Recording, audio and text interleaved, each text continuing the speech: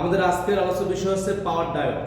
পাওয়ার diode আসলে কি? আমরা এর আগে জেনারেল ডায়োড সম্পর্কে জেনেছিলাম। জেনারেল ডায়োড কিরকম ছিল? সেটা ছিল এমন একটা ইলেকট্রনিক্স ডিভাইস যা এসি কারেন্টকে বা অল্টারনেটিং কারেন্টকে ডাইরেক্ট কারেন্টে রূপান্তর করে।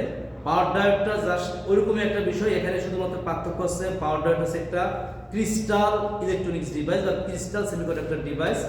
কাজ কিন্তু একই রকম, জাস্ট কিরকম যে অল্টারনেটিং কারেন্টকে ডাইরেক্ট কারেন্টে রূপান্তর করে।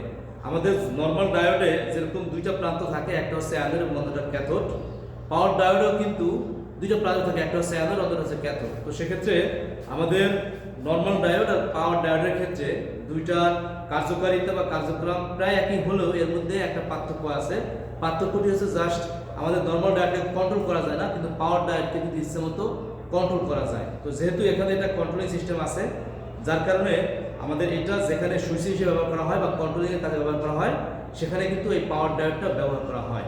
আমাদের নর্মাল ডায়োড এবং পাওয়ার ডায়োডের আমাদের এই আমি কথার মাধ্যমে নর্মাল ডায়োড এবং পাওয়ার ডায়োডের মধ্যে একটা পার্থক্য কিন্তু চলে আসে। তো সেক্ষেত্রে আমরা যেটা বুঝলাম বা বললাম, পাওয়ার ডায়োডটাকে যদি আমরা একটু ভালোভাবে বলি, তো সেক্ষেত্রে বলতে পারি যে পাওয়ার ডায়োড হচ্ছে এমন একটি ক্রিস্টাল সেমিকন্ডাক্টর ডিভাইস যা অল্টারনেটিং কারেন্টকে ডাইরেক্ট কারেন্টে রূপান্তর করতে ব্যবহৃত হয় বা এসিকে ডিসিতে রূপান্তর করতে ব্যবহার করা হয়।